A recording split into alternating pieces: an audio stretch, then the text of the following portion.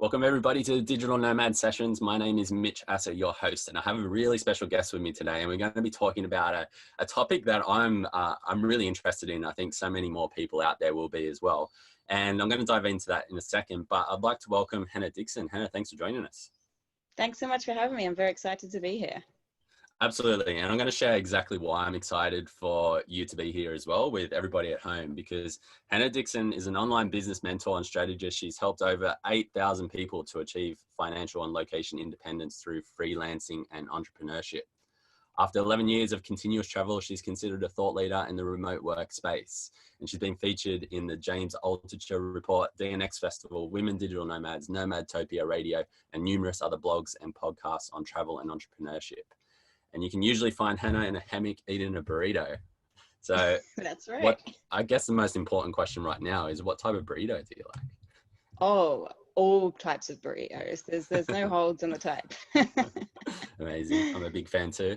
And today we're going to be talking about how to become a successful remote virtual assistant and basically travel the world stress-free. Now, I might be a little bit ambitious in saying it's completely stress-free, but nonetheless, it's a pretty important topic that tends to get overlooked a little bit. There's a lot of romanticism around building an online business and that type of thing. And that's what you need to do to be a digital nomad. However, there's quite a lot of other options out there. So I guess maybe Hannah, take it away with like sort of the high level views of, you know, what do we need to know about becoming a virtual assistant and how has that been positively affecting, you know, the students that you've mentored over the last 11 years?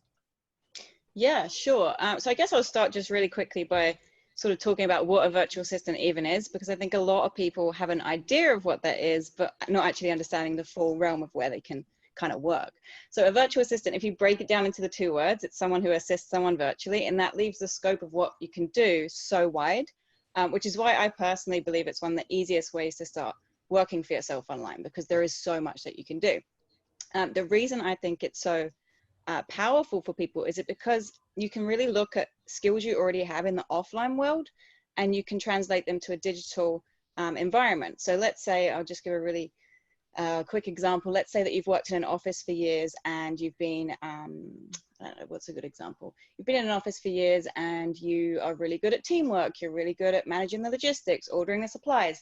There are people that need those services digitally. So all you have to do is just translate that digitally. And it seems like that sounds really simple, but it really is that simple. So it leaves so much room for people who want to work from home, who want to work remote, who maybe have kids, want to spend more time with them. It gives you an opportunity to take the skills you already have and start working online. And I think what I really enjoy about training people in this is that it just takes that aha moment to go, oh my God, people are actually looking for this stuff. Because every business needs to be online now. If they're not online as a virtual assistant, your job is to get them online too. So, and that's across all niches, all industries, everyone needs to have an online presence. So many people still don't know how to manage any of that stuff. And that's where a virtual assistant can come in. So I think it's a really powerful career choice for a lot of people, because it is pretty easy to get into when you come from that idea that everyone needs to be online, because then you can start seeking opportunities with a lot of ease and you can actually identify where people need to start sort of like, I don't know, maybe they need more social media management, or, you know, it's that this construction company doesn't have a website. You can then start creating these opportunities for yourself. So that's why I think it's a really awesome choice for a lot of people. Yeah, 100%. You sort of hit the nail on the head there with what I was thinking is that it really just comes down to a mindset shift, right? Because a lot of people just continue to do what they've always done because that's what they know, and some people probably don't even know that it's possible. So yeah, I think that's a really great explanation of it, and I'd love to now dive into sort of more of the specifics around how people can actually start to make that happen. So what tips would you have for us in order to help people at home start living this type of lifestyle? Sure. And I think like most businesses or most sort of freelance ventures, you'll want to start from similar basics, which is kind of looking at what your skills are right now and not discounting things that you think are maybe not relevant to the digital world. For example, that, you know, managing a team or just having really good communication skills, all of those things. I want you to write down everything that you're really good at and then start looking at what you're interested in. So if you could imagine like a Venn diagram, this is how I train people from day one. If you could like build a Venn diagram where you've got things you're already good at, things you enjoy. And then when it comes to the things you enjoy, I also like to say, like, don't discount things that are not maybe traditionally professional. So let's say you were really into yoga and you're really good at customer service. Maybe you've only ever worked in a grocery store, but you're really into yoga. You go to the yoga class in your local town. You probably follow some people on Instagram who are, you know, yoga gurus or whatever. You already have an inbuilt network that way. So you look at what you're good at, the interest you have, and then what you can start doing right away. So essentially, you're looking for those sweet spots there. So you're looking at, what can I do? Who do I already know? And looking at your immediate network is the best way to find work right off the bat. Because not only are those people already knowing and trusting of you, they're more likely to give you an opportunity than just cold pitching someone out of the blue, saying, oh, I'm a virtual assistant, and being really general with those skills. And what makes a really good virtual assistant over, I always say there's two types. There's the there's the innovator, and there's the executor VAs. So the difference between those is the executor VAs are the ones that say, what do you want me to do? The client gives them a list of stuff, they execute, they get it done, that's it. An innovator VA is the type of VA who can sort of preempt what a business actually needs and become more of a sort of strategic partner in that business. So if you already know a lot about any particular subject, and this is what I said before, all industries, all niches need virtual assistants. They need to be online. So if you already have interest in a particular topic, you're instantly elevated to a position of authority in the VA realm to then work with those people and become one of those innovative VAs, which calls for much higher pay, which calls for more job stability. There's more people chasing you. You don't have to go out there chasing clients all the time. You have people coming to you because you get known in that industry. So starting with that immediate network is really great, but also knowing that that can change. That will change, absolutely. As you start working for people, as you start meeting new people, going to networking events, you'll start to identify who you do like working with, who you don't like working with, what tasks you like doing, what tasks you don't like doing. But really, to get your foot out, like just to get the first foot in the door, is looking at that immediate network and what you can already offer, and not discounting the skills you already have. And a lot of people say to me, well, all I know how to do is use Microsoft Word. And I say to them, well, there are going to be a lot of boomers out there that don't know how to use Microsoft Word, you know? And in that instance, you instantly become the expert to them. So the only thing you need to be an expert is to be a step ahead of someone else. So that's like a really big mindset shift that a lot of my students have, is to go, oh, the skills I have already are in demand. I don't need to be like having all these tech skills and have to know everything about SEO. That comes with time. Just start with where you're at and start with your immediate network based on what you're already interested in. So that's probably my biggest tip, to just get that foot in the door and start getting paying clients. Yeah, amazing. And that's such an important point as well. Like, again, like you're saying, it's a big mindset shift. And you mentioned there talking about the innovator and then the executor virtual assistant. Yeah. It's actually, I imagine that you probably know as well, Hannah, but that's the same as entrepreneurs, right? So, or the business owners, they're either that innovating type entrepreneur, always out doing marketing and sales. However, the product seems to lag behind a little bit, or there's oh, sorry, I could have these mixed up, but then there's the other one who focus more on the product, and then they're not selling and doing marketing and sales, so their business isn't growing. So I think if people can understand who they are, and then they might be able to find where they fit and which type of business owner as well, which would be pretty cool. Absolutely. So that's amazing. So, okay, so we're thinking about the skills that we have. Oh, that was one other question I have. How do you feel about people who have absolutely no experience and they just like want to get their foot in the door and doing a little bit of free work for a period of time? I don't often recommend people doing free work. There are some exceptions to that. I think if it's maybe a very close friend in an industry you really want to work in, that's fine. And if you have the time and resources to support yourself in the meantime, that's fine. Or if it's a charitable cause that you want to support, you know, maybe putting a website up for a local charity or something. But generally speaking, I do think that, like I said before, in order to be an expert, you only have to be a step ahead. And I think that experts deserve to be paid well, and they deserve to be paid in general. So I don't often recommend working for free unless it's under those circumstances.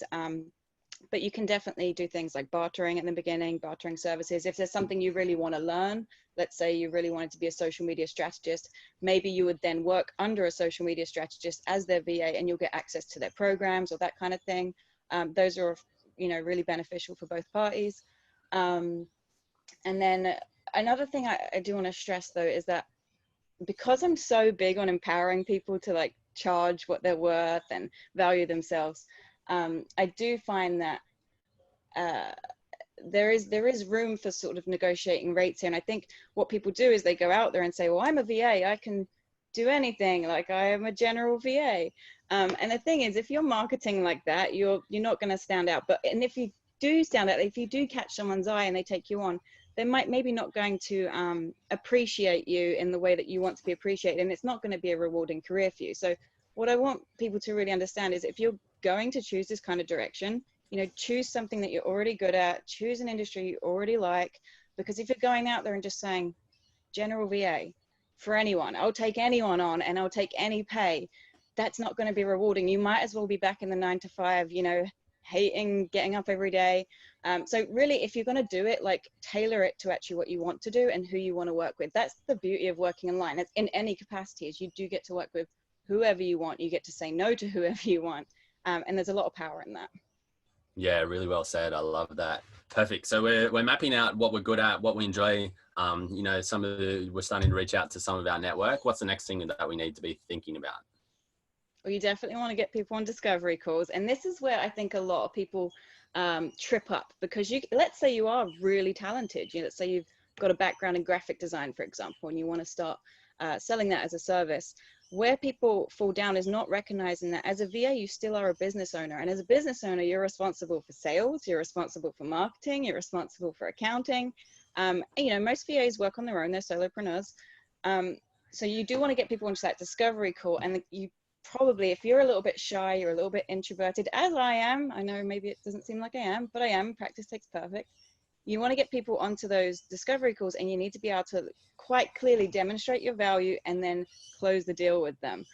So that takes, some sales training if that's not something you're good at, asking the right questions, listening intently, and providing a solution to the problem that they're having. So this can go wrong, of course, if you're talking to someone in an industry you know nothing about, going back to, why you maybe want to look at your immediate network and things you're interested in. And also, a lot of people just panic and say yes to everything. And there's a lot of power in saying no, or saying, you know what, I haven't done that before. If this isn't an urgent job, I'd be happy to train on this at half the pay that I would normally request. So there's a lot of power in being honest there as well. And I think that really serves to show what kind of person you are. And that's the kind of people want to work with. They want to be able to trust people they're working with remotely. That's a really big issue that I see with people hiring VAs is, well, how do I know if I can trust them?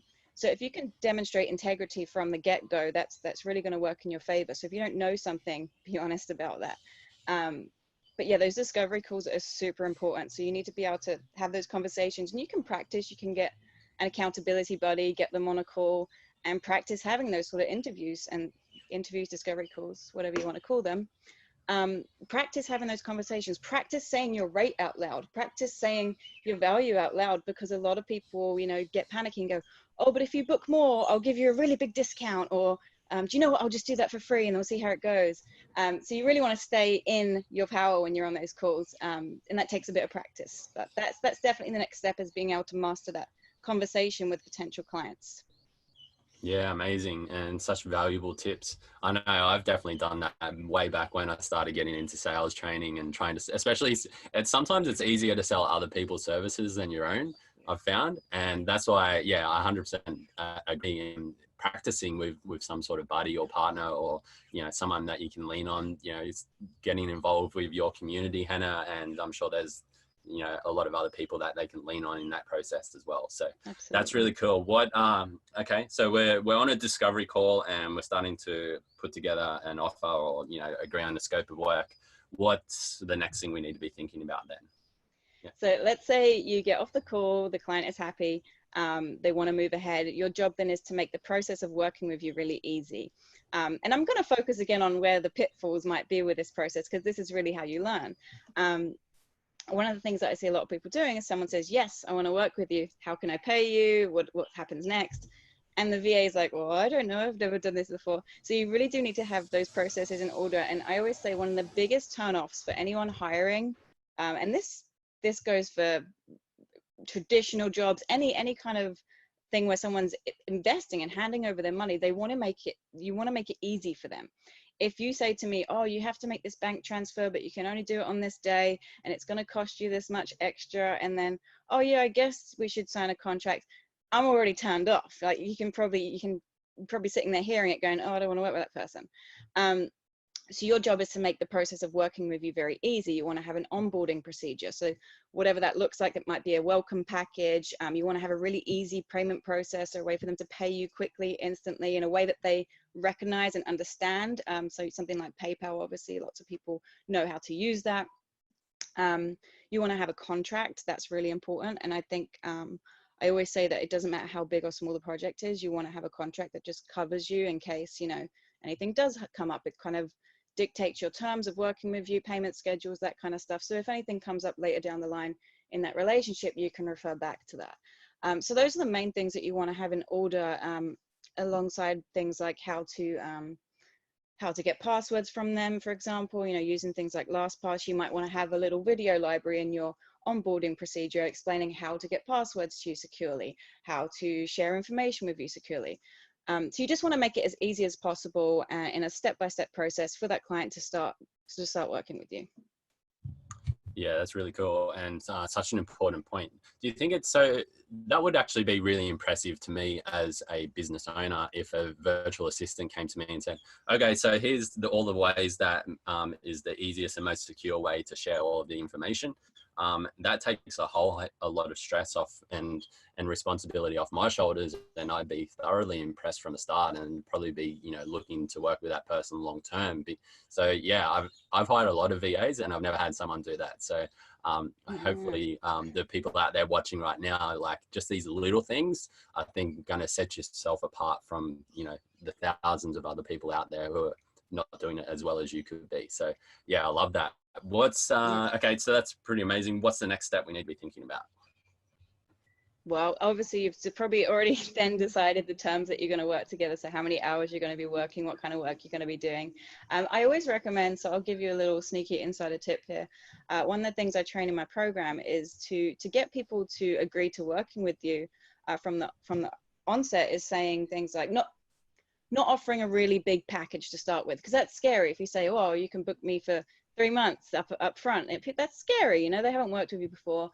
So one of the things I always recommend is offering either a 5 or 10 hour package to start with, and that gives you both the opportunity to see if you actually enjoy working together, how much you can actually achieve in that time, for the VA as well, to get a really good understanding of what the business looks like behind the scenes, and if it's going to be a fit.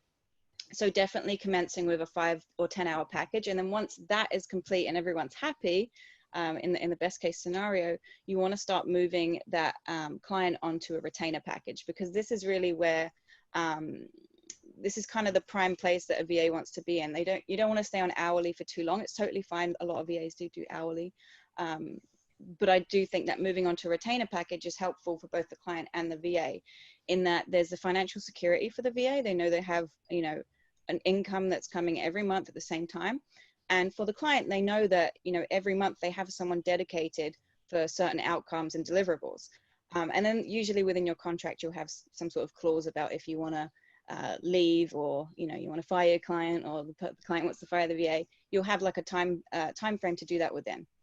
So yeah, getting onto those 5 or 10 hour packages is really helpful. And then having those conversations at the end, you know, having a sort of debrief, how did that go? And moving on to a retainer package as soon as possible is really helpful.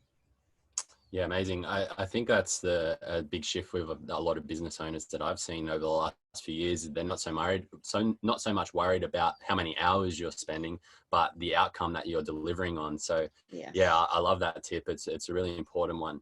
How do you feel about the websites like Upwork and those types of third-party services that connect you with business owners? I think they have their place, but do you want me to tell the truth? Absolutely. All right. I think they have their place. However, I do feel like the way in which they've been utilized is kind of, what's the word? Not diminished, not downgraded. There's a word for it. It's escaping me right now. But they've kind of taken a lot of integrity out of what should be a really sort of, I'm not finding words right now. They're words that are on the tip of my tongue. Okay, so look at it this way. You've got thousands of people on these sites who are competing for jobs, and it's kind of like a race to the bottom in terms of rates. And I feel like this does an injustice to the entire VA community wherever you're from in the world. And I find that a lot of people say things like, well, you can just hire someone in the Philippines for $2 an hour. And I am quite passionate about this because I believe that there's a reason that people in these countries are trying to find work for themselves online, because there's a lot of corruption in the countries where they live, and maybe they can't get, you know, work doing the work that they do for a wage that can actually help them live. So if we're perpetuating that problem by using these sites and literally looking for the cheapest labor, we're perpetuating a problem that, you know, it's essentially modern day slavery in my eyes. So you can use these sites, but I think there's a much more effective way to get clients and to get high value clients. And that is to treat it as a business owner would treat it, is to learn how to market yourself, network, get referrals, get testimonials, get a portfolio up.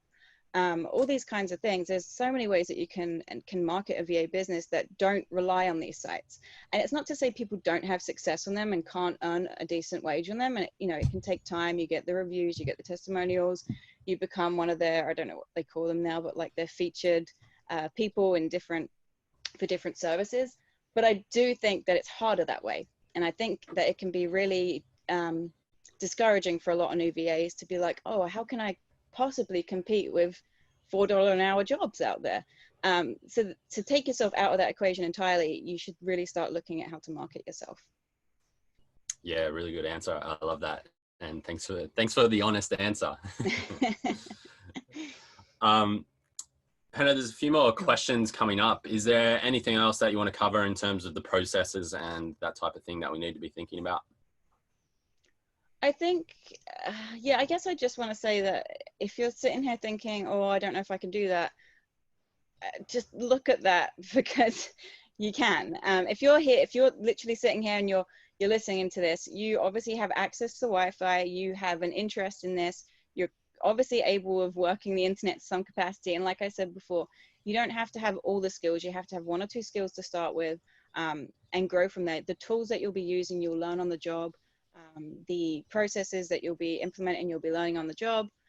And yeah, I think if I could say anything, it's just go for it and start talking to those people in your immediate network. And it doesn't even need to be with the intention of seeking work, but it can be to get feedback, you know, because you also want to validate that what you want to offer is something that people actually want. So for example, in that case of the yoga studios, you've got that customer support, customer service experience.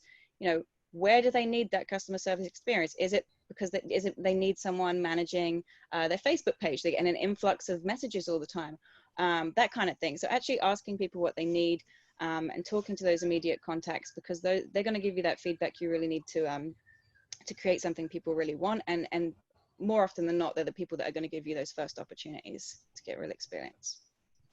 Yeah, really amazing tip. That actually answers a question that I asked on Instagram the other day around people just becoming a digital nomad in general. Was like I got a couple of answers that were pretty similar, but the basically what they were asking was, can I actually do it? Like a lot of people just don't believe in themselves, and if they can actually do it.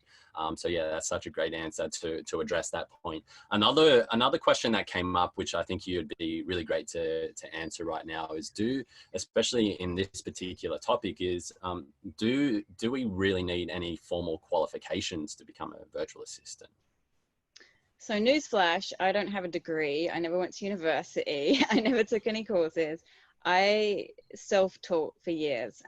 So my answer to that is no. It can be helpful depending on the topics you've studied, but it's not a necessity. And another thing I just want to add to that is being a VA. In my many years of being a VA, now training VAs and their experiences, I think once in 7 years, someone's asked someone for a resume. So the formalities of sort of traditional job roles go out the window when it comes to the online world. It's more about you as a person. It's more about what you can offer, if you can actually provide a solution to someone's problem. And then the other half of it is, are you someone that they actually want to work with? Because half of hiring someone digitally is the feeling you get from them, or hiring someone in general, working with anyone, investing money in someone is, you know, do you actually like that person? What's the feeling they give you? So I think that no is my answer to that. Yeah, amazing. Perfect. Okay, so moving on to the next question is, what are some of the biggest mistakes that you see when people are getting started in trying to become a virtual assistant? Definitely going too general in what they're offering and who they're offering it to. That probably applies to a lot of businesses. You know, you need to know your why and your who and all that kind of stuff. Because if you're offering to everyone, you're essentially offering to no one. What's another big one? Another big one is perfectionism. I see that a lot. People get hung up on, oh, what should my business name be? Or what color should my logo be? Or what font should I use on my website? And these things are important in time, but they're not important from the get-go, and they can really hinder your ability to move forward. And just to sort of maybe address that whole thing about naming your VA business, a lot of people struggle with that. My advice is, if you are struggling with that, just use your name. Use your name and VA at the end, or a variation of your name if you have a hard to say or write name that's not, you know, easy to remember. Use a variation of your name, and that can change over time. And I think that's to sort of curb all of that perfectionist trait, is to really just go with what you have and knowing it will change and being okay with it changing. And as a VA, your work is going to change too, because the tech world is constantly changing. The tools you're going to be using are changing. The way people conduct businesses online is changing. So you're always going to have to be learning and adapting anyway, and adopting that into your business is really a good idea. So that's definitely a big one, is the perfectionism. I've had people who sit for months over like one tiny point, and then I'll get on a call with them and they go, oh yeah, and the next day they get a client. So that letting those things hold you back is a really big one that a lot of people fall into. What else? Definitely not having those processes in order, making it difficult to work with you is a big one. It's a big turn off for clients, and then people don't understand why until someone actually turns around and says, well, that was a pain in the ass, so I didn't bother. And it's hard to get that candid feedback from clients. So actually, one of the things I train my VAs to do is, every time they get a no from someone, to ask for feedback why. And it can be painful to hear those things, but it's really important to help you grow and to try and get a yes from the next person you talk to. And then another one is just general mindset stuff, being discouraged when you do get those no's, or being discouraged when someone isn't happy with your work. And a lot of people, especially I find it's the people sort of in their first year of working online, those things can have like a really big impact. And now I've been working online for years. When something goes wrong in my business, I'm just like, meh, it'll be fine tomorrow.